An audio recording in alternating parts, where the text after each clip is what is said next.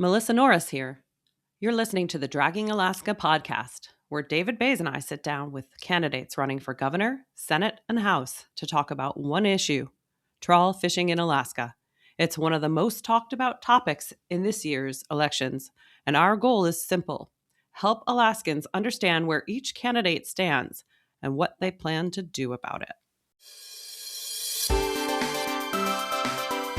We're here today with Jonathan Kreiss-Tomkins from Sitka. He's a Democratic gubernatorial candidate for the 2026 race for Alaska governor. Hello, glad to be here. Hello. Thanks for coming, Jonathan.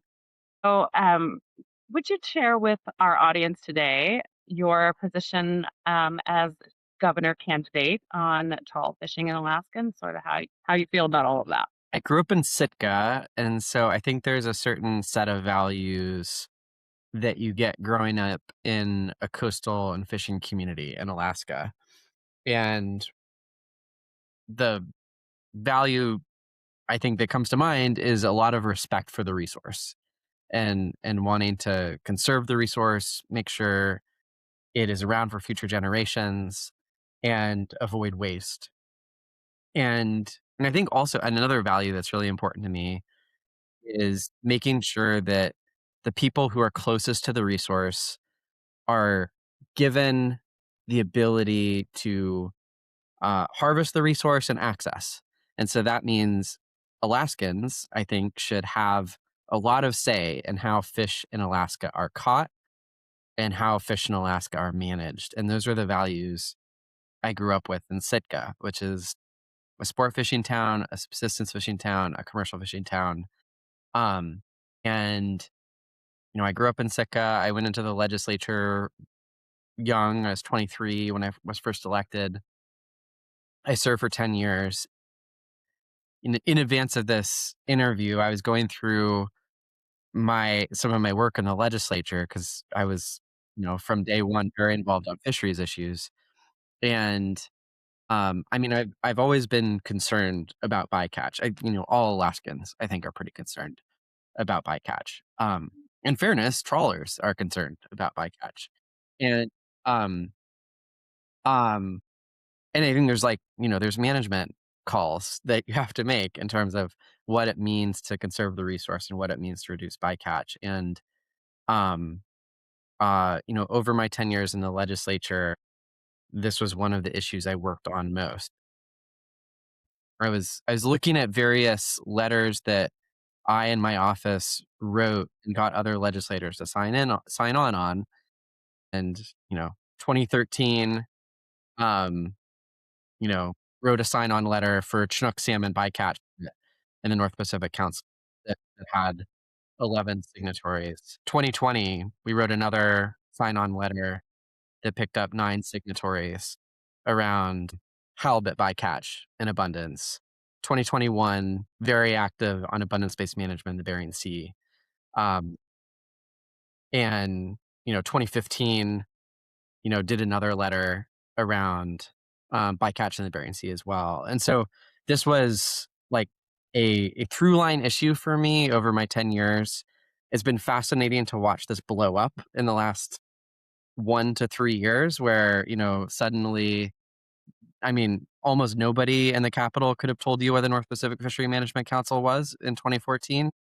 Now it's a little bit more of a kitchen table entity, which I think is appropriate because it's always been as powerful as we now recognize it is. But really trying to conserve the resource and really trying to make sure Alaskans are able to have a say over how their fish are managed has been very important to me from growing up in Sitka. Yeah, I do have some history around this issue, and I love that. 10 years later, and you were talking about it then, well before many of us were. So, do you have a specific plan once you become governor? Some other candidates have come to us and they've talked about their plan for mitigating the issues. What's on your mind for this? I think there's a difference between sort of like the ideal policy and the process to get to that policy. And I have a very strong set of values around we need to conserve the resource. Alaskans should have a say over how their fish are managed, and we should reduce bycatch. I mean, I feel as strongly as anybody about those values, and I think I've also walked that walk over my 10 years in the legislature, in my work at the council.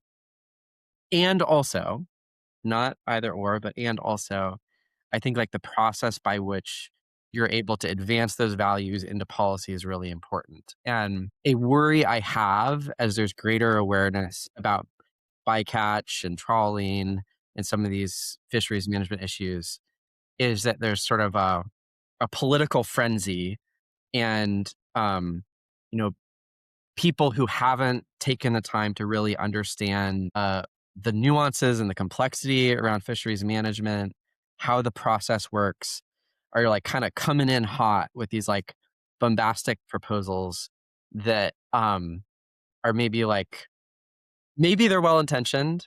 Think maybe also like politically opportunistic as well, and can ultimately create more or as much like trouble and um uh I don't know, collateral damage as much as they might create benefit. And so, I mean, something that I think is important is, well, it's incredibly important for these issues to be discussed. And I have long felt like my values have not been, um, uh, I don't think Alaska's interests have been represented at the council as well as they should have. And I have been on the losing end of so many of those fights for so many years. Um, I think it's really important to kind of work through the council process that exists.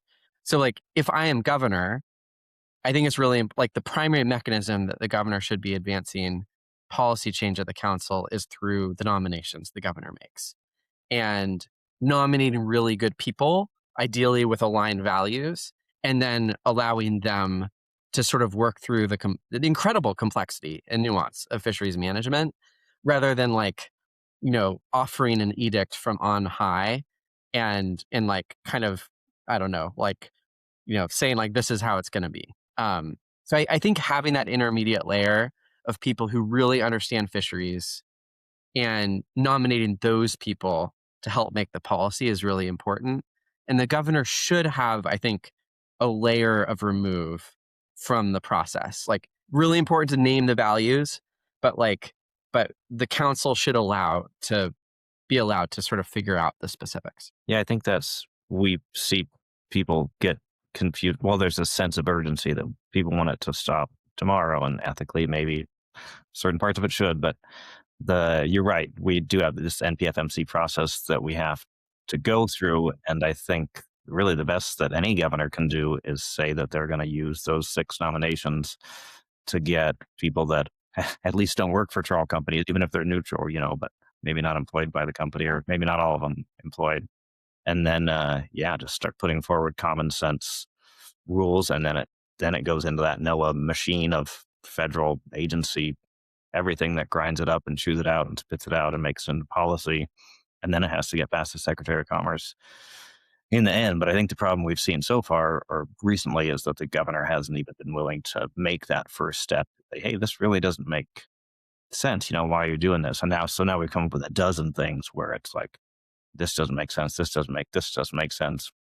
And the only reason it makes sense that they still exist is that we have trawl employees on the NPFMC. So, yeah, to your point, I think that's the best a governor can offer is to put good people on there and then let it grind and churn. Yeah, absolutely. And to flag an example of I think like a governor doing a reasonably good job.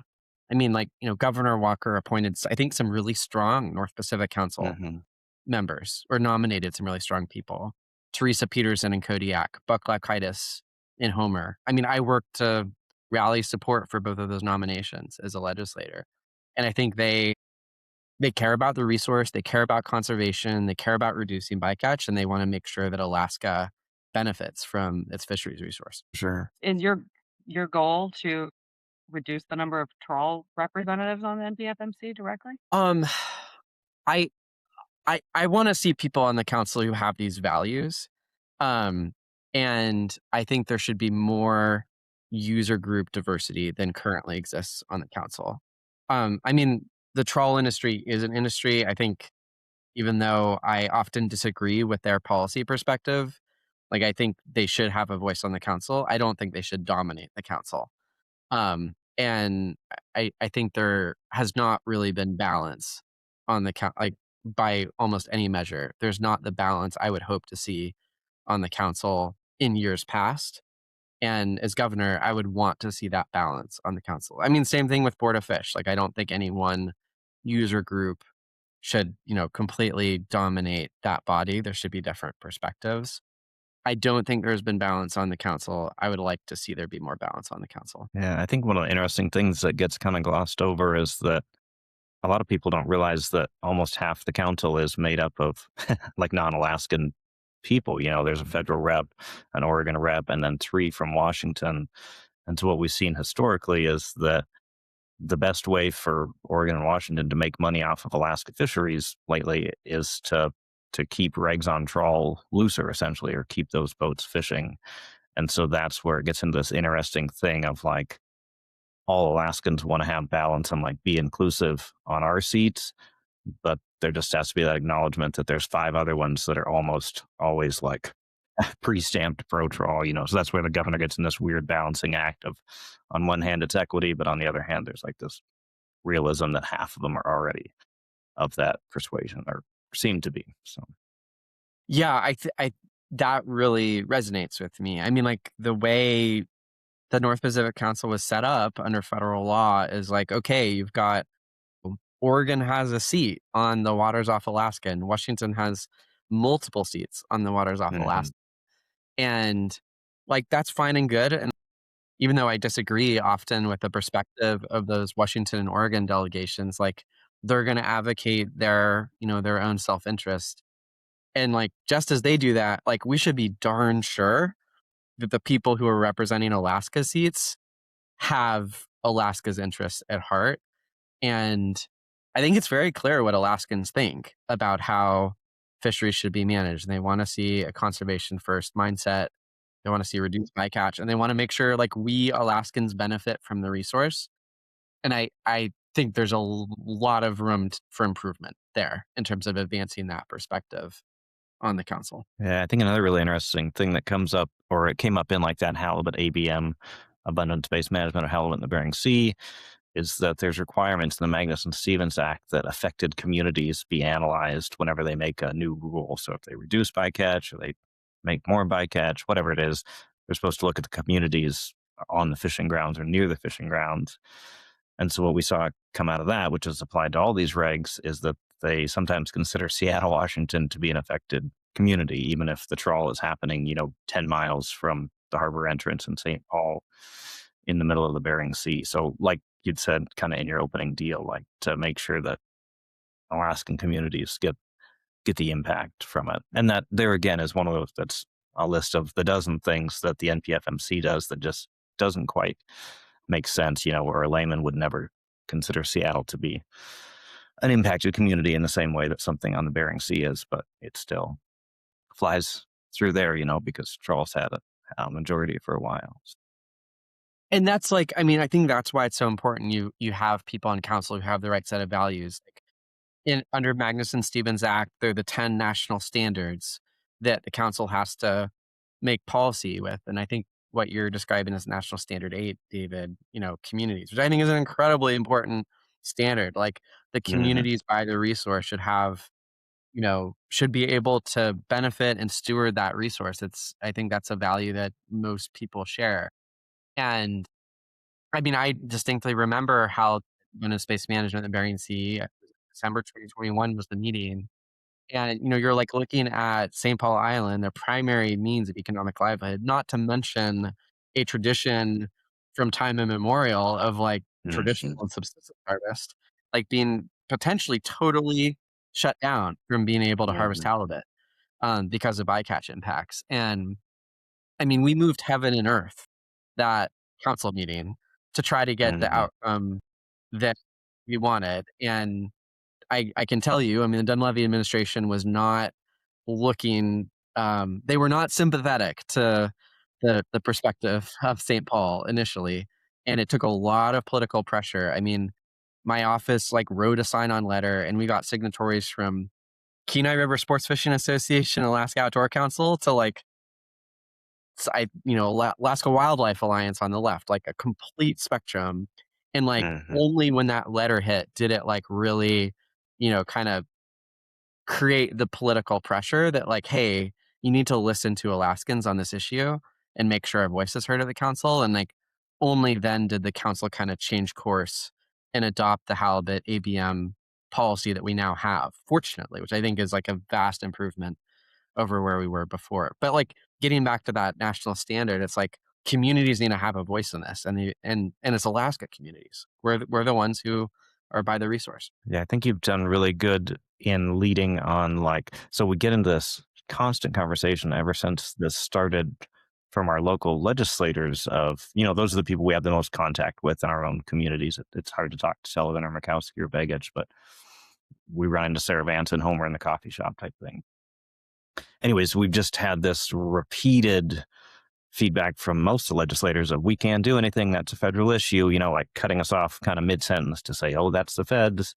But then when you get down to the nitty-gritty of it, a lot of it's the governor, and the legislature does have, I can't say huge sway, but it does mean a lot to see a letter from the legislature come into an NPFMC meeting that kind of seems to equal out the like the trawl money to have the state government side on. I mean, I got elected in 2012. I was sworn in January 2013. Like the the first action I organized on bycatch was March 2013. I was like 2 months in as a legislator, still wet behind the ears, and like organized a sign on letter. And this is like, you guys might remember this, but there's a huge debate over Chinook salmon bycatch caps in the Bering Sea. And they're way lower now than they were before. And like we did a sign on letter. I'm looking at it now. We got like, was it 10 or 12 signatories in the legislature? But at that point, it was like a letter to the North Pacific Council. That never happens. Like, it was like it was this sort of a political process in another country or something. It's like, and I think over the last 10 to 15 years, you know, people in Juneau have realized what an important process is and that they have a say indirectly and that they can channel the voices of their constituents and that they should. Um, but certainly when I first got in there, I remember getting a lot of confused looks when I was like shopping around a sign-on letter on bycatch reduction. Yeah, I've had feedback from like staff of previous governors and people running for governor this round that have said some of the previous ones, like their statement on this was like, we didn't understand that we had this much control over it. Like it didn't necessarily click, even though they were sitting for the nominations. And then a couple people have said that their advisors have said, don't get into fisheries, just flat out as governor, like you don't want to pick this fight. But I think 2026 is kind of the end of that. Have you been getting that feedback from like constituents? Has it been a big question for you? Yeah, I would say, I mean, since like starting this work in 2013, we are like the level of awareness around the process, the political process, the policymaking process, and the issues are like 5x more than they were back in 2013. It felt very lonely back then. And I think, correspondingly, you're seeing the ability to get better outcomes. Again, like December 2021, that halibut ABM vote at the council, I thought in a lot of ways was a watershed. And, if that same vote had happened in 2019 or 2016 or something, I don't think we would have gotten the policy that we got in 2021. And it was because of the increased awareness and sort of political agency that people felt. And also, I mean, I said this before, I just like, you know, I think the increased attention and awareness is so good and it's very positive. I mean, Alaskans should be engaged in the council process because it determines, what happens to our fisheries resource. And just like also trying to make sure that, you know, like we're informed, that we're aware of the data and the science, and it's not just becoming like soundbite level policy making, which again I like worry when there's like when it enters the electoral arena and there are people who don't really understand fisheries management, don't don't like appreciate or even care about like some of the nuances of how all of this works, then I do get concerned there a little bit. But I think like broadly, it's been a very positive change in terms of awareness about how all of this works. Have you had a chance to like travel Alaska? Have you been to like St. Paul or like some of the upriver Yukon villages that really get hit by this? I haven't been to St. Paul. I mean, it was a little like, here I am, a legislator from Sitka, and I was on email threads with the mayor of St. Paul, and I was working closely with the Central Bering Sea Fishermen's Association and Simeon and Jeff Kaufman and a bunch of other people. And I actually thought, I was like getting so invested in this issue, whatever that is, 1,000, 1,500 miles away. I'm like, wow, I should like really go out to the island and spend some time there. It never happened, sadly. Life got away from me. I'm actually planning to get some Yukon River villages here in the near future. Because again, like the work that Tanana Chiefs have done, and a lot of these organizations that I think really effectively um, advocated the interests of those villages is very important to me, and I've worked closely with them in the council process. And um, so I think there's this like kind of like unspoken sense of camaraderie that exists where, in all these very different geographic parts of Alaska, there is a very similar value set, which is like we care about fish, we care about the resource, we want to see it around for future generations, and like we're going to work together. And even though like halibut bycatch and abundance-based management of the Bering Sea didn't like directly affect me and Sitka. Although I guess scientifically, like juvenile halibut do migrate west to east, and Bering Sea goes to the Gulf, and ultimately some of those halibut maybe do make it to Southeast Alaska. It was more that there's just like a shared set of values, and it's like this is the right thing to do. So like darn it, like let's do it. Yeah, I think that's been a really interesting deal with all of it, is that it's like the hook on this issue is the pounds of fish wasted. Somebody sees 1 million pounds of halibut wasted, and that's pretty immediate that, you don't stand for that or that it's bad. But what really keeps it rolling, and I think what has grown it even more, is like the reason behind it. Then you get into like campaign contributions for previous governors and what's happening at the federal level. And there's just this, I don't like to say corruption, but kind of this revolving door between agencies and industry, and that just like has so many metaphors for so many things in the state that people are frustrated with, that it all, Troll just kind of sums it all up, even when you get beyond pounds of raw fish. Yeah. I think like when there was less awareness about the council and these issues, I think it created more latitude for a governor, for instance, to act in a way that was out of step of where Alaskans were. And as awareness has increased, it has created more accountability, I think, which I think is broadly a positive trend. I think again, it was that December 2021 halibut ABM issue. I think for a long time, the council has kind of existed in a bubble, and there hasn't really been felt like there's much relationship with constituencies like Alaskans. And I think it is reasonable that there should be that relationship and accountability. I think as that has changed, council members have felt that pressure a little bit more, and that's felt uncomfortable at times for the council. I think that that really comes to a head like with the chum bycatch recently. I think there were like hundreds of people from the Yukon villages testifying about they have a 5-year-old kid that's never held a salmon type deal or never tasted it fresh. And even the reps on the NPFMC that are employed by a trawl corporation right now have a hard time denying that, so I think that job has gotten a lot tougher for him. Were you at some of those, Melissa? I stood outside with my picket signs during that meeting. Yeah. It was a cold day, I believe. Yeah, I was stressed. Yeah, I was at that council meeting, and for a day or two of it, I was not there for the whole thing, but I remember it was a very full room of people waiting to testify. Yeah. Yeah. Well, and it's interesting. It's not fair to say that they wear people down, but there's just like, 5 years ago was when this conversation started, and everybody has this huge outpouring, and then it doesn't do anything that year. And then the next year they say, well, it's going to be on the meeting schedule twice this year. And there's this huge outpouring, and then people don't see a result. And anyways, then you get like 5 years into it, where it's final action. And people are so jaded by that point, where it's expensive to go to the meetings or worn down, or they just haven't seen a success. Then you get to the end, and you kind of occasionally get this pushback or insinuation from the NPFMC of like, oh, people aren't that interested anymore, But the problem is that the wheels of the government have gone so slowly that people have been super passionate about it and still are, but they've just fallen out or given up on feeling like they make a difference, essentially. We see that with the written public comments all the time, that we'll get like 1,000 at a time.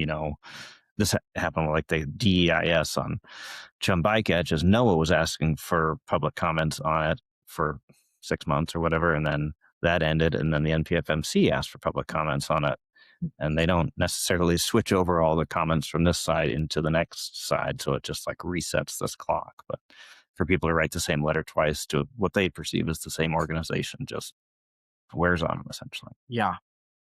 It's such a dense, convoluted process. It's like nearly impossible for a normal person to like make sense of it. And I mean, the amount of time, like the meetings, what are they? Like 7 to 10 days, all day, every day. So, I mean, it literally is a part-time job. And so, I mean, I think that just like speaks to the importance of like outside advocacy is important, and there should be those organizations that are able to give voice to, the values that I think a lot of Alaskans have. And there's like some really amazing people who have like have been at every council meeting for the last decade and have been, year in and year out giving voice to those concerns and values. And, Linda Bankin is a close friend of mine from Sitka, and, she has done so much good, I think, for conserving the resource over years and decades from when she was a council member. They're like they deserve a lot of credit. And so I like ultimately, yeah, normal people, like we should, people should put in their comments. But it's really important to have the people sort of on the inside of the process who can ultimately, like, because they're there day in and day out, year in, year out, like advance the policy we want to see. I'm not ashamed to admit that Linda Bankin is my hero, and I hope that she gets put back on the NPFMC board. And I hope she goes on first, and then I hope David will follow. That's my hope. I think Linda might be too smart to go back on there. She said she'd do it again when we interviewed her. Do you remember? She seemed begrudging to me. Yeah, maybe she was just humoring us. Well, I think one of the interesting things with all that, and like JKT had said at the start, there's kind of this bombastic take from some of the governor candidates of like, we're going to get in there and slam this process down, even though it still has to grind through the wheels. One of the really interesting things to me is that most of the big motions that come forward, especially on reducing bycatch, come from the commissioner of Fish and Game, who is a political appointee of the governor, and so essentially becomes his mouthpiece in this process. But one of the big frustrations lately, or like in the Dunleavy era, is that, so in those recent chum cap, they said they wanted 45,000 kings of Western Yukon or Western Alaska origin. But there's still this conversation of like the ADFG commissioner could have put forward any number they wanted. Like the data might not have supported it, or industry might not have wanted it, but theoretically they could have put forward 5,000 or 10,000 or 25,000 or zero, essentially. And so I think that's a really important, and the same thing with halibut APM, is that they'd essentially capped that right about at the 5-year average. I think 1 year out of the last 5 years, it would have dropped their take by like 3% or something. But the same deal, that came through the ADFG commissioner, and at any point in there, they could have said, well, we want it to be at half of the 5-year average. We want it 25% off, solid. And then it kickstarts this big conversation. We don't necessarily win every time, and there's no guarantee the Secretary of Commerce signs off of it on the end, because obviously it costs Trawl a lot of money.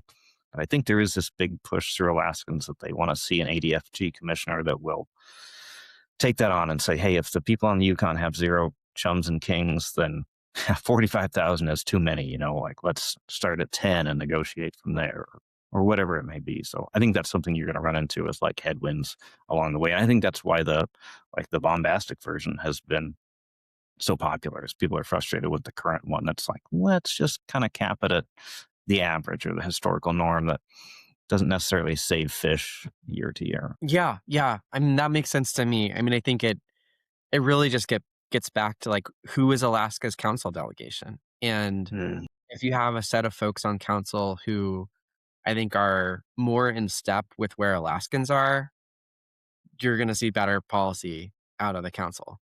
And I I I certainly know the kind of people I'd like to see on the council. I mean, it's the same people that I worked to get on the council in the past. I mentioned, Teresa, Buck. I think Linda is terrific.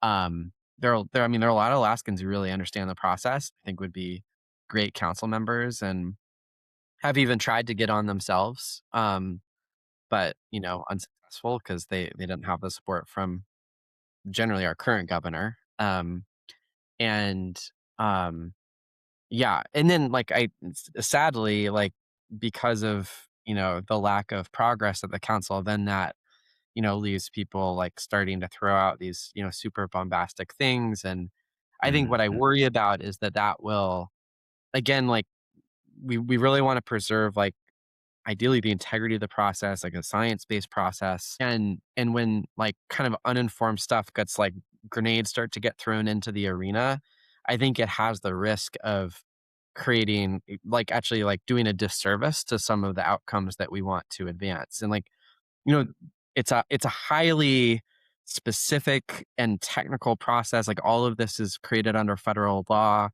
If what the council does is not seen as compliant with the Magnuson-Stevens Act, like, it gets thrown out by the court. So like, maybe you sort of, have your political win, but if it doesn't ultimately work in the broader federal framework of the council process, like, you're back to where you started. And so it's like, unsatisfying if you're like trying to win a governor's race and like want to say a bunch of like, you know, edgy, hard hitting, sounds good stuff.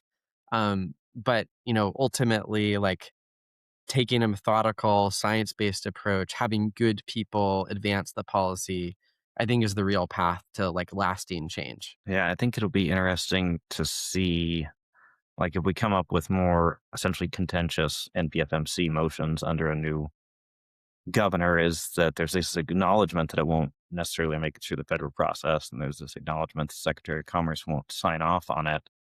But I also think that that's like it's become this inevitable, necessary step that maybe the NPFMC puts forward something and the Secretary of Commerce is forced to strike it down, because then it sets up this bigger argument of like, well, this is what Alaska wants and it's a federal process. And I think that really opens the gates for like our DC delegation, like Murkowski, Sullivan, Begich, to say, all right, this is it. This is the breaking point. This is proof that like the Magnuson-Stevens Act has to be amended. And maybe we need subsistence reps on the NPFMC, or maybe we need like less Oregon and Washington reps on here, or whatever it may be. But to your point, it doesn't necessarily save fish year to year, but I think there is this kind of urgency that something has to break essentially procedurally to make it a more efficient or more ethical process, I think. Yeah. I mean, certainly, Congress has the ability to amend Magnuson-Stevens, and I do not profess to be an expert. I mean, I'm certainly like more familiar with Magnuson-Stevens than like your average person, but I mean, that's an incredibly important piece of legislation. I think broadly it's very successful in like, compared to where we were in the past, compared to where other countries are. Like, I have my frustrations with fisheries policy in Alaska, as I've shared, but like, that is a very, very important cornerstone of conservation based fisheries management, and wanting to be just like very intentional if MSA gets opened up. There are people far more expert in all of that than me. I think the congressional delegation starts to feel that frustration from Alaskans if the process isn't working from their perspective. And I trust the folks in Senator Murkowski's office and, Sullivan and Begich to assess all of that. Senator Murkowski has had a series of, I think, very, very good fisheries advisors, one of whom is a former staffer of mine. Um, so I'm a little biased, I guess. And so, I think like they're certainly aware in DC of, what people in Alaska feel. Yeah, it'll be interesting to see that come to a head for Baggage and Sullivan this year too. I can't remember if we said it on a podcast or not, but I think Melissa and I had the private conversation where she said, like, David, who should we put on the NPFMC, or like, who would we put on the NPFMC? And to your point with like Buck and Teresa, I think a lot of the best candidates for future NPFMC are the ones who essentially got kicked off. That's really happened on the advisory panel, is that the upper level of the council gets to choose its own advisory panel. So there's been this kind of like systemic accusation that if they go against the majority, or they go against Troll, or they're considered this hellraiser, no matter how bright they are or how right or whatever it may be, they just don't make it back on there. And so we've seen similar with Buck and Teresa at the top, is that when Dunleavy came in and he had the opportunity to renew their seats, we didn't see that happen. And instead, we saw them be replaced with people that had Troll ties for the most part. So it's been interesting. Like, it's an accidental litmus test that has been created as the people that have been kicked off. Yeah. I definitely think there should be more balance on the council than there's been. And then, as you point out, the council sort of creates the AP, and so then you have that downstream effect. And the AP is the farm team for the council itself. Most council, I don't know if this is statistically right, but I assume many, if not most, council members served on the AP because there's just immense amount to learn, no matter how bright you are, how much you care. There's a lot to learn about the process. And so, that's the way it works. And so if you're not able to have, people who get the opportunity to serve on the advisory panel, then that kind of limits the pool of people who can kind of like step onto the council and be, schooled up and ready to go. Yeah, and it's been interesting on that. A couple of Dunleavy's last couple appointments have been, as far as I know, had zero interaction with the NPFMC historically, or close to zero, and have gone like straight to the top council seats. So we've had, like, we brag kind of about it being like super procedural and super scientific, but the last 8 years have just broken that down in a really interesting way. And they'll at the same time advocate, like on this side, they're like, oh, it's fine that he's in there. He represents a big group. And on the other side, you say, we can't get rid of this guy because they've been there 20 years and they know the whole procedure. I'm like, the NPFMC would shut down without them. So that's been interesting feedback we've had, like at IU Charter. So our charter meetings on who we should support on the NPFMC. And a lot of times there's this push that we as charter people should support the trawl reps because they have like so much experience. But then we see them like break their own rules in a way.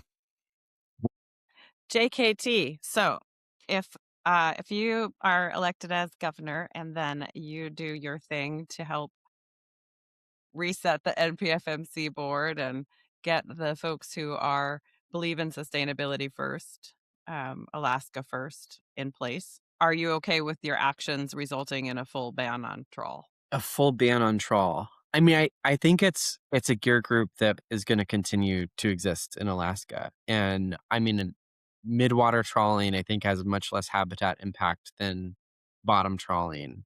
And so, I don't think it's realistic to say trawling is going to cease to exist. I think it's really important that trawling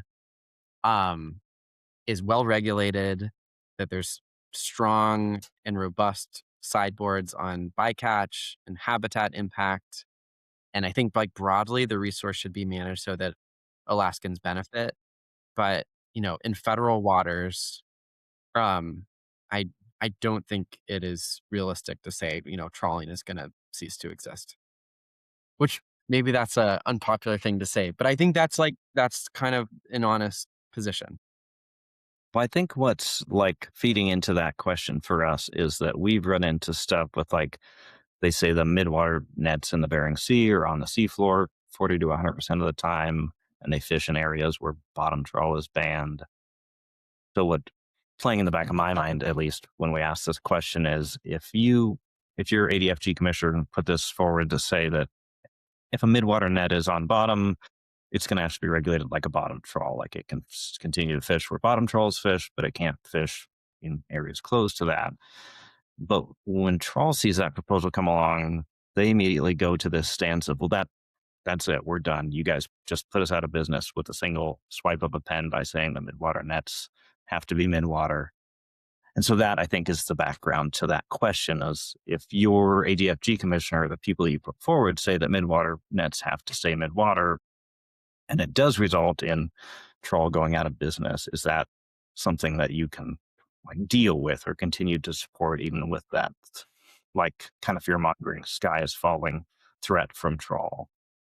Or like they say, if we get kicked out of halibut nurseries, that we would go out of business, or pollock were regulated as forage fish. Oh my God, we go out of business. But those are all common sense things that I think the public would expect the next ADFG commissioner to bring up and put forward. Yeah.